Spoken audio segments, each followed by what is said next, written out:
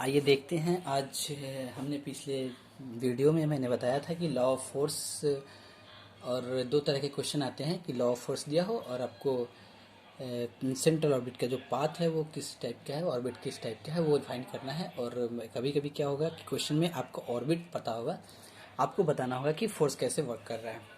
तो यहाँ पे एक क्वेश्चन है, सबसे फर्स्ट क्वेश्चन कि a particle describe a curve whose equation is r is equal to a sec square theta. हमें क्या पता है कि इक्वेशन पता है उस कर्व का, कैसा है curve, r is equal to a sec square का, under a force to pole show that the force varies inversely as the square of the distance. हमको यहाँ पे फोर्स दिखाना है कि उसका जो फोर्स होगा वो डिस्टेंस के स्क्वायर के इन्वर्सली होगा। ठीक है, यानी कि हमको लॉ ऑफ फोर्स निकालना है। हमको पाथ पता है कि यहाँ पाथ करें, तो देखते हैं कैसे निकालते हैं कि जब पाथ दिया होगा तो जब मेरा पाथ पता है तो फिर कैसे लॉ ऑफ फोर्स निकालेंगे, जब लॉ ऑफ फोर्स दिया हो तो कैसे हम उसका ऑर्बिट फाइंड करेंगे। तो हमने क्या किया कि here the equation of the curve is this, तो u is equal to 1/r मैंने लेट कर लिया यूज कैलकुलेशन की वजह से, और सेक स्क्वायर थीटा 1/सेक स्क्वायर थीटा बाई 2, क्योंकि आर को मैंने चेंज कर दिया और सिंप्लीफाई करके 1/2 है 1 प्लस कॉस थीटा, क्योंकि कॉस स्क्वायर थीटा क्या होता है 1/2 1 प्लस कॉस थीटा। ओके, अब हमने देखा था पिछले वीडियो में कि हमको अगर लॉ ऑफ फोर्स लेना है या सेंटर ऑर्बिट का इक्वेशन लिखना है तो ऑर्बिट का इक्वेशन क्या होता है, ऑर्बिट का इक्वेशन होता है कि आपका एक वन ऑर्बिट का इक्वेशन आपका क्या था, d2u/d2 plus U F by h square u square, यही था। तो हमको क्या चाहिए यहाँ पे, सबसे पहले d2u/d2 चाहिए, तभी तो पुट करेंगे ना।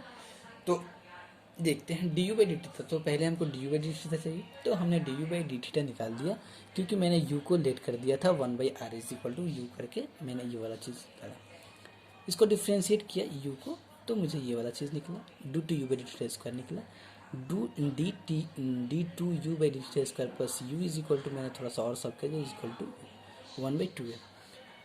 तो हमने देखा हमको f चाहिए था, तो f हमें पता है क्या कि f by h square u square is equal to क्या है d2u/d2 प्लस यू, यही ना, या that imply f is equal to ये h square u square d2u/d2 plus u, ये वाला चीज़ ना। तो हमको क्या है, हमको तो ये वाला चीज़ निकालना था, ये वाला चीज़ को मैंने लेट किया था 1/r और एच स्क्वायर यू स्क्वायर, तो 1/r स्क्वायर होगा ही। तो मुझे d2u/d2 मिल गया, मैंने यहाँ पे ऐड कर लिया है और यहाँ पे पुट कर दिया, f इज इक्वल टू क्या होगा H square u square this, और दिस इज इक्वल टू मैंने लेके आया 1/2 है, इसको करेंगे तो ये वाला चीज़ आएगा, और एच स्क्वायर बाई 2 क्या है, कांस्टेंट टर्म है, तो मैं बोल सकता हूँ कि एफ जो होगा वो directly proportional to 1/r square होगा, क्योंकि एच स्क्वायर बाई 2 एक कांस्टेंट है, और जब भी हम प्रोपोर्शनल हटाते हैं तो एक कांस्टेंट यहाँ पे देते हैं, तो मैं बोल सकता हूँ कि जो फोर्स है उसका, ये शो करने के लिए ही बोला है मुझे कि जो इसका फोर्स है वो इन्वर्सली प्रोपोर्शनल है उसके डिस्टेंस का स्क्वायर से, तो ये चीज़ प्रूफ हो गया। यहाँ पे फिर वैसा ही चीज़ है कि if the curve 2aq/r³ is equal to 1 plus cos theta भी describe by the constant force, then so that the force directed to the pole is constant. अब हमको यहाँ पे भी दिखाना है कि जो फोर्स है वो कांस्टेंट है।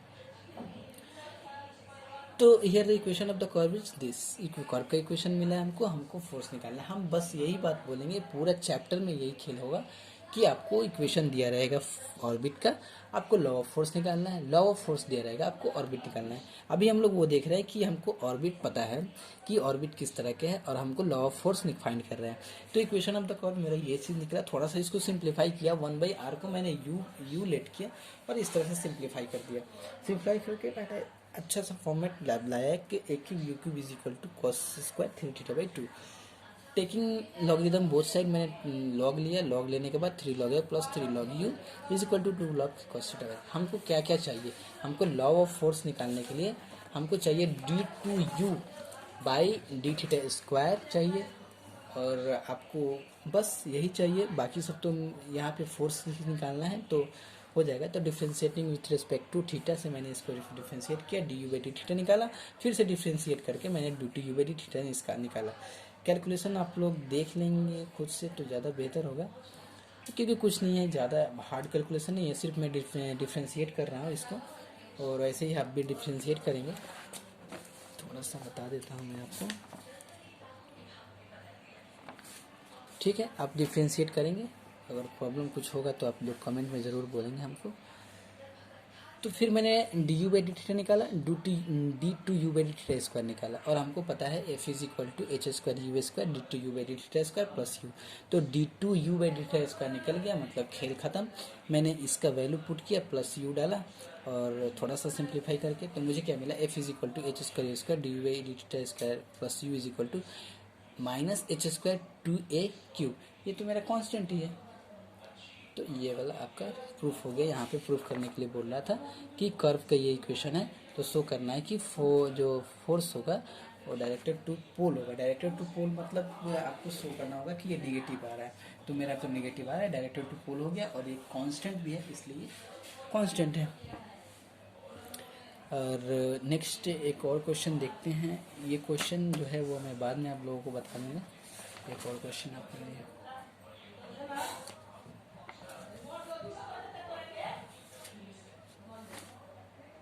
ठीक है, इसी को करते हैं हम। इसको कर लेना ज़्यादा अच्छा रहेगा कि so that the areal velocity is constant in a central orbit. अब हमको दिखाना है areal velocity is equal to क्या होता है, कांस्टेंट होता है सेंट्रल ऑर्बिट में, और prove the relation p v is equal to h, ये भी प्रूव करना है, और find the expression of the velocity at the point in a central orbit. और हमको वेलोसिटी फाइंड करना है किसी भी सेंट्रल ऑर्बिट के किसी भी पॉइंट।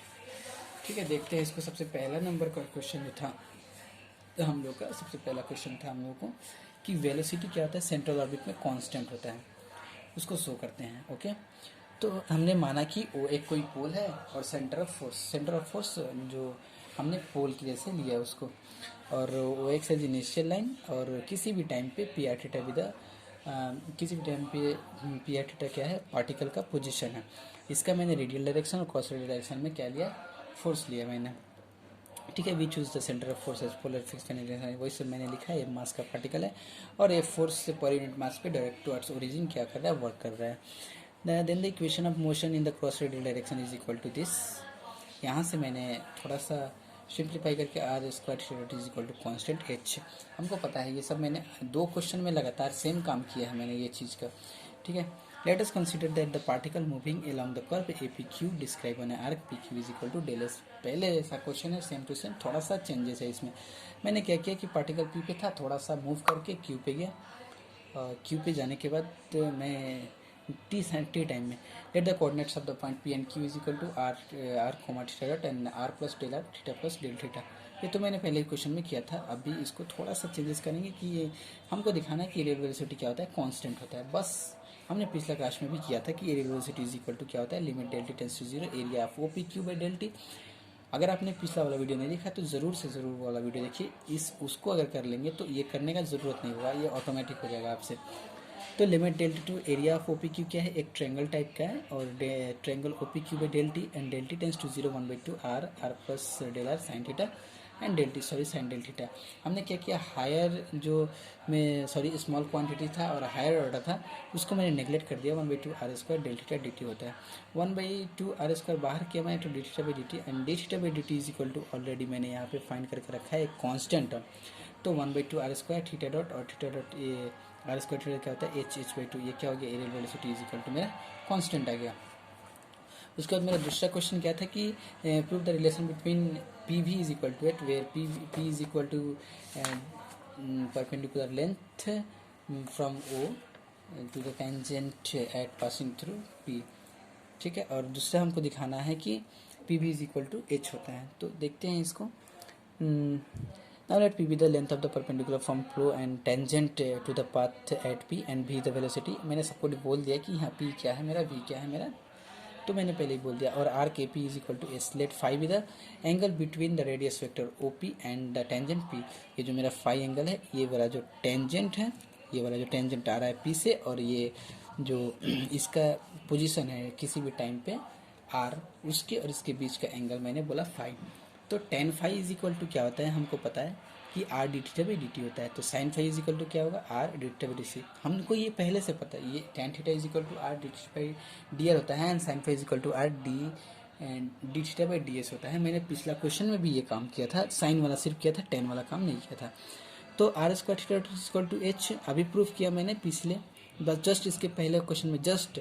तो आर स्क्वायर थीटा डॉट को मैंने थोड़ा सा कर दिया, और r square d theta by d s d t लिख सकते हैं, एस एस कटेगा तो d theta by d t ही रह जाएगा। तो क्या होगा, आर और एक आर लिया मैंने, तो क्या हुआ, d theta by d s into d s by d t equal to h. और आर और ये वाला चीज़ क्या होता है आपका, साइन फाई होता है, मैंने ऊपर अभी लिखा मैंने। तो ये वाला चीज़ साइन फाई होता है, तो d s by d t equal to h. और आर साइन फाई क्या होता है, पी होता है आपका परपेंडिकुलर लेंथ, और d s by d t आपका velocity is equal to h, यानी कि p p is equal to h मेरा एक कॉन्स्टेंट आ गया। यहाँ पे भी लिखा हुआ है p is equal to r sine phi, b is equal to d s by d t. Again मुझे क्या प्रूफ करना था, अगेन मुझे प्रूफ करना था कि find the expression of velocity of point